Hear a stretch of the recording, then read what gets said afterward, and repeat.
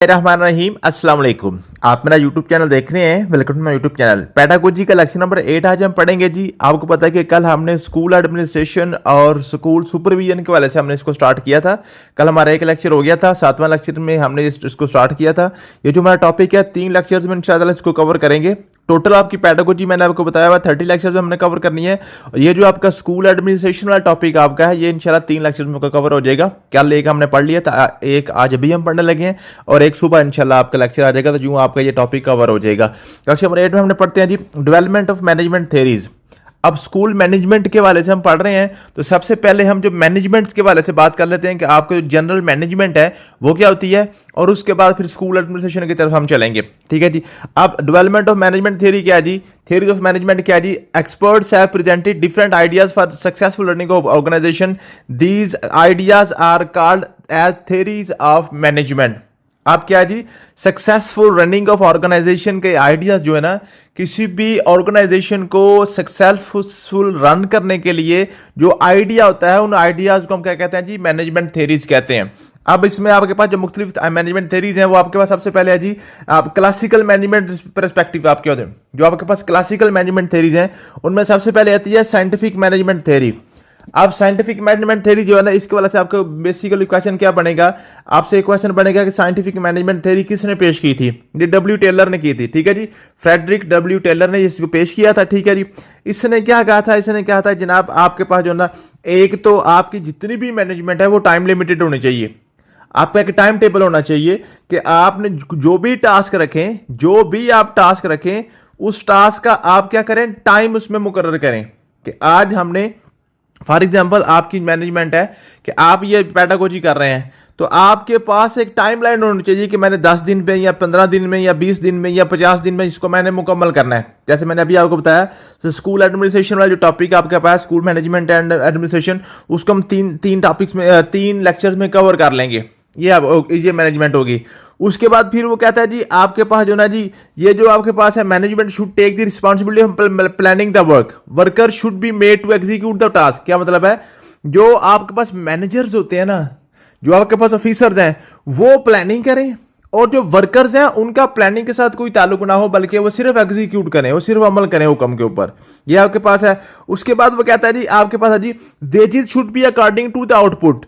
जो तनख्वाह होती है ये फिक्स नहीं होनी चाहिए। किसी भी मैनेजमेंट को अच्छे तरीके से चलाने के लिए टेलर ने कहा था कि जनाब जो तनख्वाह है, जो सैलरी है, उसको फिक्स ना रखें, बल्कि आउटपुट के साथ उसको आप लिंक करें। जिसकी आउटपुट जितनी ज्यादा होगी उतनी उसकी सैलरी ज्यादा होगी, जिसकी आउटपुट अच्छी नहीं होगी उसकी सैलरी भी अच्छी नहीं होगी। ठीक है, तो यूं आपकी ऑर्गेनाइजेशन अच्छी चलेगी। ये आपके पास होगी साइंटिफिक आपके पास मैनेजमेंट थ्योरी है। उसके बाद आपके पास है एडमिनिस्ट्रेटिव मैनेजमेंट थ्योरी। अब एडमिनिस्ट्रेटिव एंड मैनेजमेंट थ्योरी आपके पास कौन सी है? ये हेनरी फ्योल ने जनाब इसको पेश किया था। अब हेनरी फ्योल ने इसके 5 पॉइंट्स दिए थे। जो आपके एडमिनिस्ट्रेटिव मैनेजमेंट थ्योरी है, निकाला सबसे पहले प्लानिंग करें, फिर उसको ऑर्गेनाइज करें, फिर कमांडिंग, फिर कोऑर्डिनेटिंग और फिर कंट्रोलिंग। ये इसके 5 पॉइंट्स है। फिर इसने 14 प्रिंसिपल्स भी दिए थे मैनेजमेंट के। ये बड़े इंपॉर्टेंट है, ये बहुत इंपॉर्टेंट है। क्वेश्चन आपसे बेसिकली यही पूछेगा कि जनाब आपके जो फ्यूल के कितने पॉइंट्स है मैनेजमेंट के? जो मैनेजमेंट के 14 पॉइंट है फ्यूल के। आप इनके मैक्सिमम सिर्फ नाम ही आपसे पूछ सकता है कि बताएं मंदरजा झैल में से कौन सा प्रिंसिपल जो है जो फ्यूल का मैनेजमेंट प्रिंसिपल्स में शामिल है कि नहीं। नेक्स्ट आपसे इसकी डिटेल नहीं पूछेगा। सबसे पहले आपके पास क्या प्रिंसिपल कहता है जी? Division of labour. मीन्स कि आप लेबर्स की डिवीजन करें।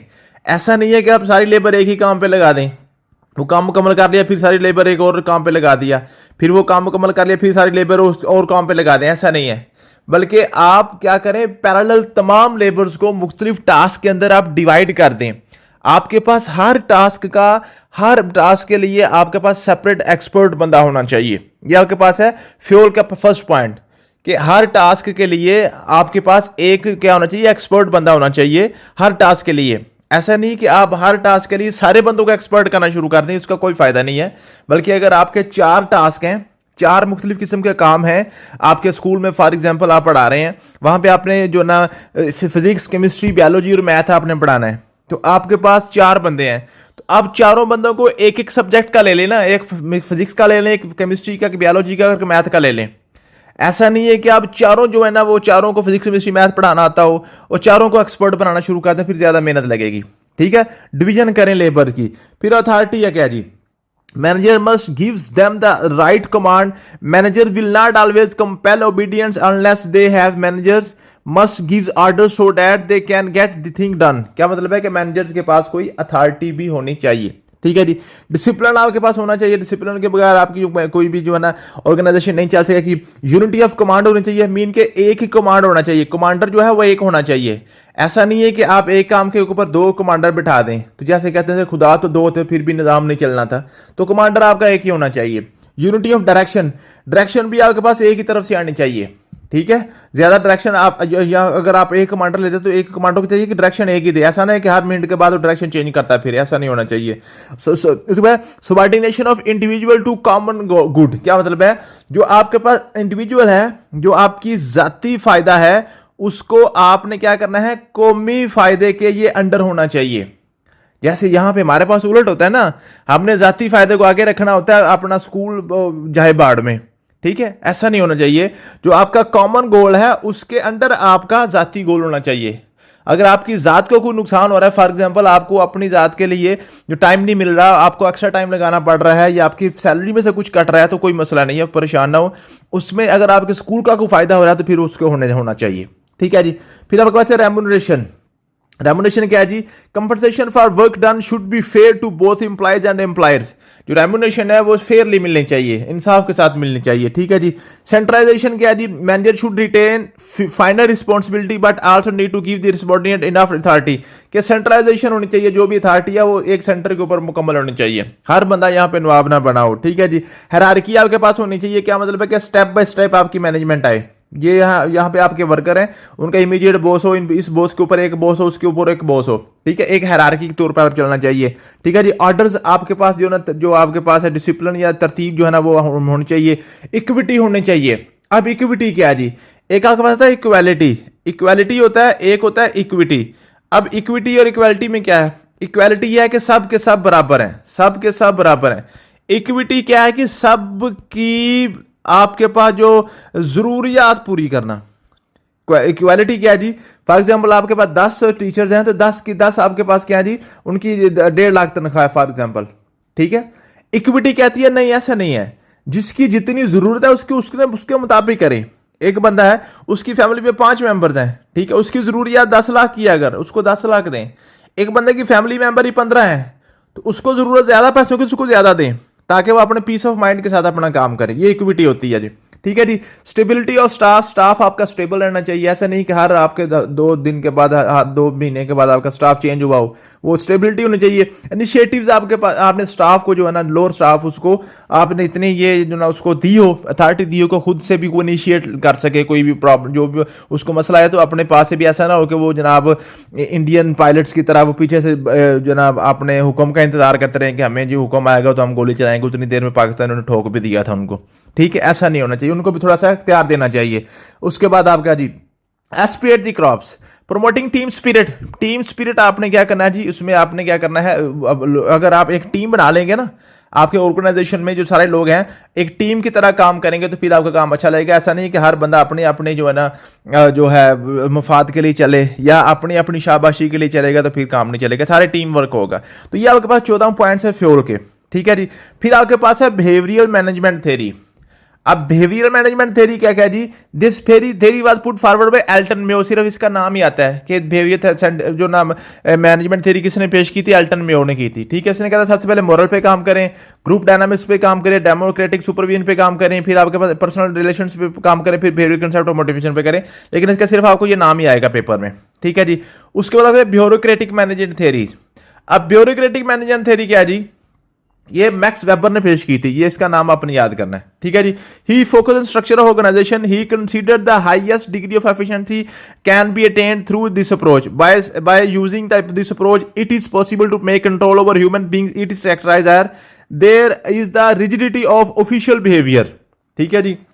There is resistance to the adaptation of innovative the change. क्या मतलब है, ब्यूरोक्रेटिक मैनेजमेंट थ्योरी को कहता है जी, इसमें क्या है जी, एक तो आपका जो बिहेवियर है ना, जो ऑफिशियल बिहेवियर है उसमें रिजिडिटी आई हुई है, ठीक है जी। उसमें आपके पास क्या जी, ये है जी आपके पास रेजिस्टेंस होती है, कोई न्यू इनोवेशन, कोई न्यू आपने जो भी नई नई इजादात आ रही हैं उनको अडाप्ट करना। जैसे इकबाल ने कहा था कि आपके पास क्या जी, तर्जे कोहन पे अड़ना, आईने नौ से डरना, तर्जे कोहन पे अड़ना, मंजर यही कठिन है कौमों की जिंदगी में, ऐसा इसमें होता है जी। ठीक है जी।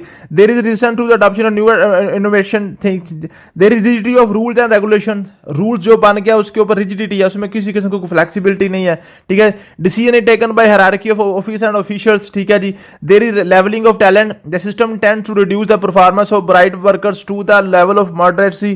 ठीक है जी। The consequence is red tape which is never the straight line, a feel and trapped and helpless. क्या मतलब है कि आपके पास इसमें क्या होता है जी, इसमें जो ना आखिरकार फिर नुकसान हो जाता है। ठीक है जी। सिस्टम थ्योरी ऑफ मैनेजमेंट, अब system theory of management it emphasize the view that each organisation is unified the whole purposeful system composed of interrelated part, activity of one part affect the activity of the other part. क्या मतलब है, एक system की तरह, एक जिस्म की तरह पूरी ऑर्गेनाइजेशन हो गई। अगर किसी एक बंदे ने भी काम में कुछ सलेक्टनेस की तो सारे के सारे लोगों का काम जो रुक जाएगा, उनको सबको एक ही लड़ी में परोया हुआ होता है। ठीक है जी। ये आपके पास सिस्टम में होता है जी। जैसे एक आप इंजन की तरह काम कर रहे होते हैं, जैसे मोटरसाइकिल का इंजन है ना, सारे के सारे एक सिस्टम के तहत चल रहा है। अगर कोई एक भी पुर्जा उसमें खराब हो जाए ना, आपका जो है ना कारपेटर खराब हो जाए, मोटरसाइकिल खड़ी हो जाएगी, आपका चैन टूट जाती है फिर भी खड़ी हो जाएगी, आपका पेट्रोल खत्म हो जाए फिर भी खड़ी हो जाएगी, आपका टायर पंक्चर हो जाए फिर भी खत्म हो जाएगी। मतलब किसी एक आपके पार्ट के खत्म होने से बाकी सारा भी सिस्टम आपका रुक जाता है। ठीक है जी। फिर है जी टास्क ऑफ एजुकेशनल एडमिनिस्ट्रेशन। अब जो एजुकेशनल एडमिनिस्ट्रेशन, उसके टास्क कौन कौन से होते हैं? नंबर 1 आपके पास आती है classroom management and instructional technology. Classroom management और इंस्ट्रक्शन टेक्नोलॉजी क्या होती है जी? The instruction has significant role in human learning because most of human learning is accomplished through instruction while animals learning through conditioning. क्या मतलब है, जो आपके पास जानवर होते हैं ना, जानवर को जैसे आप कंडीशन लगाएंगे ना वैसे वो सीखता जाएगा। लेकिन जो इंसान है ना, इंसान इंस्ट्रक्शन से भी सीख लेता है। मीन के जरूरी नहीं है कि उसको जज़ा सजाएं दें, बल्कि आप उसको हदायत के जरिए से भी आप उनको समझा सकते हैं, इंस्ट्रक्शंस के भी आपसे आप समझा सकते हैं। ठीक है जी। Systematic action which include learning is known as instruction. ठीक है जी। ऐसे एक्शन जिनमें आपके पास लर्निंग होती है थ्रू इंस्ट्रक्शन। ठीक है, ठीक है जी। इसको इंस्ट्रक्शन कहते हैं कि ऐसे एक्शन जिससे आप लर्न करते हैं उसको हम इंस्ट्रक्शन कहते हैं, वो आपकी हदायत होती हैं। The instruction stand for development of knowledge and beliefs. Instruction technology means a network of techniques or devices employed to accomplish certain defined set of learning objectives. अब इंस्ट्रक्शन टेक्नोलॉजी आपका एक सेपरेट चैप्टर भी है, separate topic भी है, separate आपको आपके जो ना सिलेबस में दिया जाता है, इसलिए आपने इसको इंस्ट्रक्शन टेक्नोलॉजी को ज़रा डिटेल से पढ़ना है। ठीक है जी। इंस्ट्रक्शन टेक्नोलॉजी क्या मतलब है जी? नेटवर्क ऑफ टेक्निक्स का नेटवर्क है और डिवाइसेस है। ठीक है। Employ to accomplish certain defined set of learning objective. आपने कोई भी लर्निंग ऑब्जेक्टिव है, जो भी मकसद है, उसको हासिल करने के लिए जो एक तरतीब लगाते हैं, जो टेक्निक्स का नेटवर्क लगाते हैं, उसको हम कहते हैं इंस्ट्रक्शनल टेक्नोलॉजी कहते हैं उसको। ठीक है जी। अब इसकी assumption कौन कौन से होते हैं? Instruction technology involve the following assumption. The content matter can divide into its elements and each elements can be presented independently. क्या मतलब है कि आपका जितना भी कंटेंट है उसको आप छोटे छोटे पार्ट्स में तकसीम कर सकते हैं, और जो हर पार्ट है वो इंडिपेंडेंटली पढ़ाया जा सकता है, समझा जा सकता है। ठीक है जी। External learning conditions can be created by arranging the elements in the logical sequence. Appropriate reinforcement can be provided continuously by the use of instruction. क्या मतलब है, जो आपके पास इंस्ट्रक्शंस हैं, जो हदायत हैं, हदायत की मदद से आप लोग मोटिवेशन पैदा कर सकते हैं। आप जो अगर कोई बंदा थक जाता है तो थके हुए लोगों को थोड़ा सा आप मोटिवेट करें ना, उनको हदायत दें कि जनाब ऐसे ऐसे करने काम आसान हो जाएगा, ये बिल्कुल थोड़ा सा रह गया, तो वो क्या कहता है जी, वो जनाब थका हुआ बंदा भी शेयर हो जाता है। ठीक है जी। Students can learn according to his needs and rate of learning. ठीक है। स्टूडेंट्स अब अपनी नीड के मुताबिक लर्न कर सकते हैं। Strategies and tactics of instruction can be used for achieving certain well defined set of instruction objective. Student can learn successfully without the physical presence of a teacher. ठीक है जी। अब टीचर अगर पास नहीं भी है तो वो इंस्ट्रक्शन देकर चला भी गया तो स्टूडेंट जो है सीखते रहते हैं। ठीक है जी। Audio video aids for effective learning आप यूज कर सकते हैं। ठीक है जी। Teaching aids are classified for convenience of study into following categories. अब टीचिंग एड्स के वाले से क्वेश्चन पूछ लेता है कि टीचिंग एड्स कौन कौन से हैं? ऑडियो एड्स, आप सुनने के लिए आपको यूज़ करते हैं, इस्तेमाल करते हैं, कोई स्पीकर वगैरह या आप माइक्रोफोन वगैरह यूज़ करते हैं अपने लेक्चर को डिलीवर करने के लिए। विजुअल एड्स जो देखने के लिए, पिक्चर्स वगैरह के लिए, या कोई आप मूवी वगैरह या इस तरह की चीज़ें जो है ना, चार्ट वगैरह आप विजुअल एड्स में होते हैं, ठीक है जी। ऑडियो विजुअल एड्स ऐसी होती हैं जो सुनने वगाने के लिए, ऑडियो के लिए भी और वीडियो के लिए भी जो दोनों यूज़ होते हैं, ठीक है जी। ऑडियो एड्स में आपके पास कौन कौन सी होती हैं जी? दिस टाइप ऑफ ऑडियो के लिए रेडियो, टेप रिकॉर्डर एटसेट्रा, ठीक है, जो अब सिर्फ आवाज के लिए होते हैं। वीडियो में आपके पास पिक्चर्स, मॉडल्स, फिल्म, स्ट्रिप्स वगैरह होती हैं, ठीक है। ऑडियो वीडियो में आपके पास TV, motion pictures, video, film वगैरह सारा कुछ, इसमें वीडियो भी आती है और आवाज भी आती है, ठीक है जी। मैनेजिंग स्कूल मैनेजमेंट में क्या होता है जी? Principal advocacy. एडवोकेसी का जी, the school plan must provide for all necessary facilities for curricular and core curricular activities, के स्कूल के अंदर तमाम आपने क्या उसमें सहूलियात देनी होती हैं। प्रिंसिपल सेफ्टी पे आपने काम करना होता है कि आप वहां पे सेफ्टी हो, किसी किस्म का कोई दहशतगर्दी या किसी किस्म का मामला ना हो। प्रिंसिपल ड्यूरेबिलिटी होनी चाहिए, ड्यूरेबल भी होने चाहिए, ठीक है जी। इसमें कोई ऐसा ना हो कि आप ड्यूरेबल ही ना हो, ठीक है, ड्यूरेबल होनी चाहिए, काबिल एतमाद चीज आपका बिल्डिंग वगैरह होनी चाहिए। प्रिंसिपल ऑफ इकोनॉमी होनी चाहिए। School plan should be economical in original cost and upkeep and operation economy can be affected by the adaptation of standards classroom units, ठीक है जी। इकोनॉमिकल भी होना चाहिए, प्रिंसिपल एक्सेसिबिलिटी होना चाहिए, प्रिंसिपल मोबिलिटी होना चाहिए, प्रिंसिपल फ्लेक्सिबिलिटी, ये सारी चीजें जो ना यहाँ पे ये क्वेश्चन आपका नहीं बनेगा, ठीक है। क्वेश्चन आपका बनेगा यहाँ से मैनेजमेंट ऑफ टाइम टेबल। अब हम पढ़ रहे हैं कि स्कूल के अंदर कौन कौन सी मैनेजमेंट होती है। एक तो आपके पास क्लासरूम इंस्ट्रक्शन टेक्नोलॉजी आपके पास, वो मैनेजमेंट आपने करनी है, ठीक है। उसके बाद आपके पास क्या आ गया जी? आपके पास आ गया जी मैनेजिंग द टाइम टेबल, ठीक है। अभी ऊपर हमने पढ़ लिया कि क्लासरूम जो है ना, उसको आपने इसमें क्या कुछ होना चाहिए, एक इंस्ट्रक्शन क्लियर होनी चाहिए उसमें, ठीक है जी। ऑडियो वीडियो एड्स होने चाहिए उसमें, जनाब सेफ्टी होनी चाहिए क्लासरूम के अंदर, उसमें जनाब ड्यूरेबिलिटी होनी चाहिए, किसी किस्म को खौफ नहीं होना चाहिए, ठीक है। ये सारी आपके पास होगी जी, वो होगी। फिर आपके पास मैनेजिंग टाइम टेबल है। अब टाइम टेबल में आपके पास क्या है जी? टाइम टेबल में आउटलाइन वो पूछता है कि time table of beginning and ending school day, आपका स्टार्ट और आखिर उसमें शामिल होना चाहिए। Time of beginning and ending of each class period कब होता है जी, ठीक है जी। Subject and activity period offered उसमें होते हैं जी। Days on which each class and each activity meeting are held, ये सारे के सारे आपने चीजें इसमें अपने टाइम टेबल में शामिल करनी होती हैं। अब टाइम टेबल के आपके पास क्या होते हैं जी? इसमें आपके स्कूल को स्मूथ चलाने के लिए जरूरी होता है जी, ऑर्डरली वर्किंग के लिए जरूरी होता है। एलिमिनेट वेस्ट टाइम टेबल, ठीक है जी। आप जो फजूल की चीजें होती हैं, जो फजूल में जो काम होते हैं, वो उसको एलिमिनेट कर लेते हैं, खत्म कर देते हैं। प्रॉपर डिस्ट्रीब्यूशन ऑफ वर्क आपका हो जाता है। Due intention to every subject हो जाता है, ठीक है जी। डेवलपमेंट ऑफ डिजायरेबल हैबिट्स हो जाता है। Meet psychological needs of pupils हो जाता है। डेवलप डिसिप्लिन इसमें डेवलप हो जाता है, और आपका स्कूल की नीड्स को मीट करता है, ठीक है। ये सारी की सारी आपके पास टाइम टेबल की आपके पास क्वालिटीज हैं, ठीक है। अब टाइम टेबल की आपके पास टाइप्स कौन कौन सी होती हैं? एक होता है कंसोलिडेटेड टाइम टेबल। अब कंसोलिडेटेड टाइम टेबल होता है जिसमें कंप्लीट स्कूल का सारे का सारा टाइम टेबल आपके पास लिखा हुआ होता है, उसमें हर टीचर का, हर क्लासरूम का कंप्लीट आपके पास कंसोलिडेटेड टाइम टेबल होता है। एक होता है क्लास टाइम टेबल, वो सिर्फ एक क्लास का वो उसमें टेबल होता है कि आपकी क्लास में सुबह 8 से 2 बजे तक जो भी कितने पीरियड हैं, वो कौन से टाइम पे कौन सा पीरियड होगा और कौन सा टीचर आपको पढ़ाएगा। फिर आपका गेम टाइम टेबल होता है, ठीक है जी। आपने एक्स्ट्रा करिकुलर एक्टिविटीज के लिए भी टाइम टेबल बनाना होता है। को करिकुलर एक्टिविटीज के लिए होता है जी होमवर्क टाइम टेबल होता है। फिर वेकेंट पीरियड टाइम टेबल होता है, ठीक है जी। वेकेंट पीरियड जो आप सब्स्टिट्यूट टेबल होता है। फॉर एग्जांपल एक जो टीचर है वो छुट्टी पे है, तो उसने 8 पीरियड जो पढ़ाने थे वो 8 पीरियड कोई और उसकी जगह पे कौन पढ़ाएगा, इसको कहते हैं वेकेंट पीरियड टाइम टेबल, ठीक है जी। उसके बाद क्या? Managing staff meeting. Staff meeting are much necessary for sharing ideas and views of betterment of any institution और ऑर्गेनाइजेशन, ठीक है। किसी भी ऑर्गेनाइजेशन को अच्छे तरीके चलाने के लिए आप स्टाफ की मीटिंग जो है ना, वो आपको मैनेज करनी आनी चाहिए। ये भी स्कूल मैनेजमेंट के अंदर ही शामिल है, ठीक है। अब बेसिकली क्वेश्चन आपका ये आएगा कि बताएं जी स्कूल मैनेजमेंट के अंदर टाइम टेबल शामिल है कि नहीं, क्लासरूम मैनेजमेंट शामिल है कि नहीं, स्टाफ मीटिंग शामिल है कि नहीं, ठीक है। तो ये बेसिक क्वेश्चन आपने क्लियर कर लेना कौन कौन सी चीजें स्कूल के टाइम टेबल में शामिल होती हैं, ठीक है जी। और इसमें आप स्कूल की मैनेजमेंट में सॉरी, ठीक है। अब आपको पता using staff meeting for learning and development rather than business announcements, ठीक है। आपने क्या करना, जो आपके स्टाफ की मीटिंग करेंगे वो आप क्या करेंगे, स्कूल की बेहतरी के लिए, लर्निंग के जो ना सीखने सिखाना या इल्म जो ना जो आप जो भी एजुकेशन दे रहे हैं उसकी बेहतरी के लिए अगर आप स्टाफ मीटिंग करेंगे तो बेहतर होगा। आप स्कूल की जो है ना वो फाइनेंशियल पर्पज के लिए स्टाफ की मीटिंग ना करें। Focusing time with hands on meaningful learning experience, providing for individual learning styles and collaborative thinking experience वगैरह, ये सारे आपने पढ़ लेने जी। आपके जो स्टाफ की मीटिंग उसके फायदे होते हैं, ठीक है जी। Managing of school record. अब स्कूल रिकॉर्ड को काफी क्वेश्चन पूछे जाते हैं। अब स्कूल रिकॉर्ड में आपके पास क्या होता है जी, सबसे पहले आपके पास होता है जी, ये है जी जो ना रिकॉर्ड हेल्प स्कूल की हेल्प करता है जी। रिकॉर्ड जो ना आपका क्लासरूम टीचर की हेल्प करता है। ये यहाँ से क्वेश्चन, ये बना क्वेश्चन यहाँ से बनेगा। Kind of school record, school की टाइम रिकॉर्ड की कितनी टाइप्स होती हैं। एक होता है जनरल रिकॉर्ड, इसमें स्कूल का कैलेंडर होता है, ठीक है, स्कूल पूरा साल में क्या कुछ पढ़ाया जाएगा।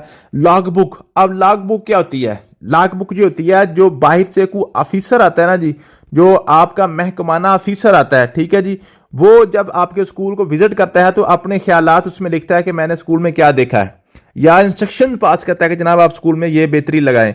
इसको हम कहते हैं लॉग बुक। एक होती है विजिटर्स बुक, विजिटर बुक होती है, उसमें महकमाना ऑफिसर के ख्यालात नहीं आता, बल्कि कोई भी जो बाहर से विजिटर आता है ना, जो हमारे स्कूल को विजिट करता है, जो प्राइवेट बंदा भी हो सकता है, वो अपने ख्यालात इसमें लिख देता है कि जनाब मैंने स्कूल में आया था, मैंने इसमें ये चीजें देखी हैं। या कोई सियासी बंदा या वजीर आला वगैरह या कोई भी आ जाता है, ठीक है। उसके बाद ट्रांसफर सर्टिफिकेट बुक, ठीक है जी, आपके पास सर्टिफिकेट बच्चों को शो करते हैं। General order book, order book क्या होती है, जनरल ऑर्डर बुक होती है वो, ये आपके पास एक रजिस्टर होता है, जो स्कूल का जो हेड है ना, वो अपने स्टाफ को जो भी हुक्म देता है, जुबानी कलामी नहीं देना होता, बल्कि आपने सारा कुछ लिख के उनको हुक्म देना था, जिसको हम कहते हैं जी जनरल ऑर्डर बुक इसको कहते हैं, ठीक है जी। सर्विस रजिस्टर आपके पास स्टाफ के होते हैं, इसको सर्विस बुक्स वगैरह भी हम कहते हैं, ठीक है, जहां पे हर टीचर के रिकॉर्ड रखा जाता है कि जनाब ये कब सर्विस में आया था, अब इसकी तनख्वाह कितनी है, कब इसने छुट्टी की थी, कैसे कैसे इसका बिहेवियर है, सारा इसका रिकॉर्ड लिखा जाता है, ठीक है जी। एडमिशन एंड विथड्रॉल रजिस्टर, बच्चों का दाखिल खारिज रजिस्टर, जहां पे बच्चों को दाखिल करते हैं या कोई बच्चा छोड़ जाता है तो उसको खारिज करते हैं, ठीक है जी। फिर फाइनेंशियल रिकॉर्ड आपके पास, कॉन्टिनेंशियल रजिस्टर है, इक्विटेंस रोल है, कॉन्टिनेंट बुक है, ये सारे आपके पास जो ना ये स्कूल के फाइनेंशियल रिकॉर्ड के रखने के लिए, ठीक है। एजुकेशन रिकॉर्ड में जब बच्चों के हाजिरी की होती है जी रजिस्टर, टीचर की हाजिरी का रजिस्टर होता है जी, टाइम टेबल का रिकॉर्ड होता है, एग्जामिनेशन का आपके पास होता है, मंथली प्रोग्रेस रजिस्टर होता है, ट्यूशन टीचर एग्जामिनेशन वगैरह ये सारे आपके पास होते हैं, ठीक है। उसके बाद इक्विपमेंट रिकॉर्ड है, आपके स्टॉक रजिस्टर आपके पास होता है, जहां पर जितना भी स्कूल के अंदर कोई भी आपका सामान है, स्कूल के जितना भी इक्विपमेंट, अब सारी चीजें आपने इसमें लिखनी होती हैं, ठीक है जी। लाइब्रेरी कैटलॉग आपके पास होता है जी, कि लाइब्रेरी के अंदर कितनी बुक्स हैं, बुक्स का रिकॉर्ड रखने के लिए, ठीक है जी। सेशन रजिस्टर होता है, इशू बुक्स होता है, रजिस्टर वगैरह, ठीक है। कोरस्पॉन्डेंस वगैरह होती हैं जी, फॉर्म एंड टू रजिस्टर होता है, ई ऑन बुक, मीमो बुक, ये इंपॉर्टेंट नहीं है। अकाउंट्स बुक्स में आपके पास जी वो कैश बुक होती है, जिसमें आप स्कूल का सारा आपने लिखना होता है जी, हिसाब किताब लिखना होता है, ठीक है जी। उसके बाद रेमिटेंस बुक का, जिसमें आपने सारी रसीदें वगैरह लगानी होती हैं, ठीक है जी। और पे बिल्स वगैरह का रजिस्टर आपके पास होता है, ठीक है जी। उसके बाद आपके पास हो गया, ये सारा स्कूल के रजिस्टर के वाले से था, ठीक है जी। आपने स्कूल को कैसे कैसे रिकॉर्ड मेंटेन करना है। फिर आपके तो मैनेजिंग स्कूल डिसिप्लिन, अब स्कूल की डिसिप्लिन आपने कैसे मैनेज करना होता है। The whole of the people's life in the school, all his intellectual, social, moral and physical activities so far as they are carried out in cooperation with others are directed towards the realization of certain purpose in disciplinary. अब the essential purpose of school discipline is the development in the popular attitude. अब आपको सबसे पहले ये discipline का पता होना चाहिए कि डिसिप्लिन होता क्या है। डिसिप्लिन क्या है जी, डिसिप्लिन होता है कि आपने अगर स्कूल के जो भी स्कूल का आपने रूल्स वगैरह लिखे हुए हैं, अब जैसे मैनेजमेंट ऊपर है, आपने एडमिनिस्ट्रेशन हमने पढ़ा है, ठीक है, जो भी स्कूल के रूल्स है ना, उनको फॉलो करने का जो आपके पास अथॉरिटी, उसको हम डिसिप्लिन कहते हैं। डिसिप्लिनरी एक्शन होता है ना, कि फलां बंदे के खिलाफ डिसिप्लिनरी एक्शन हो गया, क्या मतलब है, कुछ जजा सजा हो गई है, कि जो भी आपने स्कूल के रूल्स बनाए हैं उन रूल्स पे अमल दरामद करवाना हम डिसिप्लिन कहते हैं। मैनेजमेंट में रूल बनाए जाते हैं, लेकिन जब उन रूल्स को अमल दरामद करवाना हम डिसिप्लिन कहते हैं। और डिसिप्लिन क्या होता है जी, आप सजा जजा भी देते हैं, ठीक है जी। इसमें discipline gives children a feeling security by telling them what they are may and may not do. Discipline ये बताता है बच्चों को कि जनाब ये आपने करना है और ये आपने नहीं करना, आपके डूज क्या हैं, आपके डोंट्स क्या हैं, ठीक है जी। By helping children to avoid frequent feeling of guilt and shame for misbehaviour, feeling that inevitably lead to unhappiness and poor adjustment, discipline and enable children to live according to standard approved by the social group, thus to win social approvals वगैरह, ठीक है। तो ये आपके पास ये लिखा हुआ है कि आपने डिसिप्लिन के फायदे क्या होते हैं, ठीक है जी। उसके बाद जी ऑब्जर्विंग प्रोफेशनल एथिक्स वगैरह भी आपने ऑब्जर्व करने होते हैं स्कूल के डिसिप्लिन के अंदर, ये भी चीजें शामिल होती हैं, ठीक है जी। उसके बाद एक्सपेक्टेशन फ्रॉम टीचर। अब टीचर से एक्सपेक्टेशन, यहां से क्वेश्चन बनते हैं आपके कि टीचर से स्कूल क्या क्या एक्सपेक्ट करता है। एज ए प्रोफेशन क्या होता है जी, to keep abreast of developments in the teaching profession, कि मीन के अपने टीचिंग प्रोफेशन को क्या करे, डे बाय डे उसको क्या करे, उसको इंप्रूव करे, ये टीचर से एक्सपेक्ट किया जाता है। ठीक है जी। To maintain membership in the some professional organisation relevant to this subject और एरिया ऑफ स्पेशलिटी, कि आपने जो सब्जेक्ट है इसके रिलेटेड आप किसी भी ऑर्गेनाइजेशन या किसी भी अकेडमी या कोई भी इंप्रूवमेंट ट्रेनिंग स्कूल वगैरह उसके साथ उसकी एसोसिएशन होनी चाहिए। To show ethical behaviour in relation with fellow teacher and education association, जो भी आपके फेलोज हैं, जो आप स्टाफ वगैरह उसके साथ उसके अच्छा अखलाक से पेश आना चाहिए। ठीक है, ये सारे उसके लिखे हुए हैं। फिर expectation from teacher with reference to administration, administration के वाले से टीचर से क्या एक्सपेक्टेशन रखी जाती है। ही should give due regard to the head, the members of the managing committee and the personal working in the education department, कि जो भी आपके एजुकेशन डिपार्टमेंट में आपका हेड है, जो एडमिनिस्ट्रेटर है, जो भी ऑफिसर है, उसके रिस्पेक्ट करनी चाहिए टीचर को। ठीक है जी। He should be loyal to institution, institution के साथ लॉयल होना चाहिए। ठीक है। Should not indulge in loose talk, loose talk नहीं करनी चाहिए इस टीचर को। ठीक है। ही should submit timely reports and record, जो भी रिकॉर्ड वगैरह रिपोर्ट्स वगैरह होती हैं, जो रिजल्ट वगैरह बनाना होता है, जो भी उसको जिम्मे लगाया जाता है, उसको जल्द जल्द पूरे टाइम पे अपने अपने जो हायर ऑफिसर है उनको देना चाहिए। ठीक है जी। Expectation from teacher with reference to community, community के वाले से टीचर से क्या क्या एक्सपेक्टेशन की जाती हैं। पार्टिसिपेटिंग पेरेंट टीचर मीटिंग में, जनाब वो पेरेंट टीचर मीटिंग में वो पार्टिसिपेट करे। ठीक है जी। कम्युनिटी अफेयर्स में के अंदर उसको पार्टिसिपेट करना चाहिए। ठीक है जी। Making himself available at parent at schedule time to discuss pupils progress and behaviour, बच्चे की प्रोग्रेस के उसके वालिदैन के साथ जो डिस्कस करने के लिए स्टूडेंट टीचर को क्या होना चाहिए जी, अवेलेबल होना चाहिए। ये सारे उसकी कम्युनिटी के वाले से हैं। फिर expectation from teacher with reference to students, student teacher से क्या एक्सपेक्ट करते हैं। स्टूडेंट कहते हैं student should have free access to the teacher, कि जो टीचर है वो एक्सेस होने चाहिए स्टूडेंट की, स्टूडेंट बगैर किसी हिचकिचाहट के, बगैर किसी खौफ के टीचर के साथ बात कर सकें। Teacher should given due regard to the individuality of the students, हर स्टूडेंट्स की इनफरादियत को जनाब उसको जनाब हर टीचर बंदे को यही कहे लगे कि टीचर मेरे ऊपर तवज्जो करता है। ऐसा नहीं है कि 2 4 10 बच्चों के ऊपर तवज्जो कर दी, बाकी सारी क्लास बैठी रहे, ये होता है जी। Teacher should be take interest in the welfare of student, student की बेहतरी के लिए काम करना चाहिए। Should attend to the individual needs, हर किसी इनफरादी जरूरत के ऊपर काम करना चाहिए, ये सारी उसकी हैं। ठीक है जी। उसके बाद आपके पास है जी ऑर्गेनाइजेशनल टास्क। ऑर्गेनाइजेशन आपके स्कूल फैसिलिटीज आपके होनी चाहिए जी, अट्रैक्टिव बिल्डिंग होनी चाहिए, सेफ्टी आपके स्कूल में होनी चाहिए, developmental appropriate student centre learning features होने चाहिए, फ्लेक्सिबिलिटी होनी चाहिए, फर्निशिंग होनी चाहिए, इंस्ट्रक्शन टेक्नोलॉजी वगैरह होनी चाहिए। ठीक है जी। ये सारे स्कूल की आपके पास क्या है जी, ये स्कूल या किसी भी ऑर्गेनाइजेशन में क्या होना चाहिए, ये उसकी फैसिलिटीज या उसकी क्वालिटीज होनी चाहिए। ठीक है। तो ये आपने जनाब लाइब्रेरी होनी चाहिए, लेबोरेटरी होनी चाहिए, ग्रीनरी होनी चाहिए, सारा कुछ लिखा हुआ है। ठीक है।